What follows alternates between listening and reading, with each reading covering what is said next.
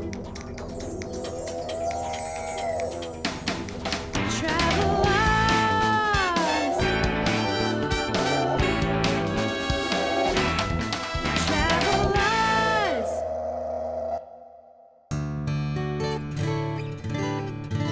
it's looking remarkably relaxed. Looks like a picnic, but in fact, in a few minutes' time, these 145 paddlers will be paddling their hearts out down the Hawkesbury River in the Hawkesbury Classic.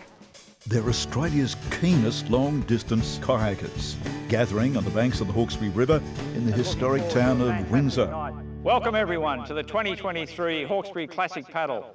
After 3 years of cancelled events, we're back on the river and looking forward to a fantastic night. This year we've got 150 odd paddlers in 100 craft. Most of them are taking part in the 111 kilometre event. We look forward to welcoming you at the finish. This briefing comes after competitors have made their final preparations, checking out their craft and making sure they've got torches, their GPS trackers and lots of drinking water and energy bars. Among the contestants preparing today, Richard Barnes. He's not long back from paddling from Australia to New Zealand across the Tasman, the first person to ever do so, solo and unassisted. What kayakers have to do today is first register. It's going to be important for organisers to know who's on the river and, with the aid of their trackers, know exactly where they are for safety checks. Then there's the pre-race kayak check. These volunteer scrutineers need to make sure every single kayaker has their life jackets, maps, compass lights, and that their kayak has suitable flotation. So who's going to test their body and endurance today? Peter Manley is likely to be the first across the finish line with his paddling mate Brendan Trewatha. We're eyeing off the over 50s doubles record. Can we do it? Question, but we're very hopeful. First woman to finish is likely to be Naomi Johnson. Naomi, you look like being the first fastest lady. I hope so, yes. I've been the fastest female paddler before, Yes. which was really exciting. Back in 2019, I was trying to break a time of about 10 hours 49 or something, and I came in 9 hours 28. And then there's the Fossils Afloat team, high-spirited ladies all over 50 years old. Julia, Fossils Afloat. You're not that old, are you? No, we're not. We're very young at heart. Where'd you come up with that name? This was down to one of our fellow paddlers, Lise, who decided that the group we were going to be was over 50s, so it was suggestion was Fossils Afloat, so we agreed it was the best one. All this in the name of charity. Some $70,000 will be raised today for the Arrow Foundation.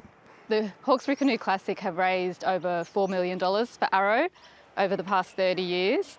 So it's quite a phenomenal fundraising effort and a fantastic event. So we're very, very happy to be part of it at Arrow. It really makes a huge difference to what we do in helping bone marrow and stem cell transplant patients.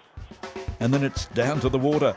On the occasion of the 2023 Hawkesbury Classic, on your marks, get set, go! There's a long way to go for paddlers. Some of them will be paddling hard for the next 18 hours. Exhausting. And they're stroking hard from the get-go. Stroke, stroke, stroke. It's enough to give you a stroke. Richard Barnes is such a powerhouse, he's solo paddling a double kayak, and I've hitched a ride to get some shots. So, Richard, how many Hawkesbury Classics have you done? This hopefully will be number 40. 40 Hawkesbury Classic. You even do it when it's not running. True, there are 3 bonus extra ones, so it's truly the 43rd. I counted the COVID and flood years in my count. So, Richard, you're not aiming to set a record today, are you? Not at all. Finish is fine. So what is your plan today? So go slow, enjoy, talk to everyone, have a party. Hopefully it'll be full moon, so it'll be beautifully light, all good things. Overtaking us there is Naomi Johnson. She'll keep up that pace for the entire event. It's a non-stop marathon with just 2 major checkpoints along the entire river length. A true test of character and stamina. John Duffy, who's the entrant coordinator, is powering downstream. He'll do this challenge in 10 hours, 28 minutes. So, how's it feel, John? Oh, look, you're very tired, but you get that burst of energy with a couple of kilometres to go. I think it's one of the best feelings in the world, finishing an event like this.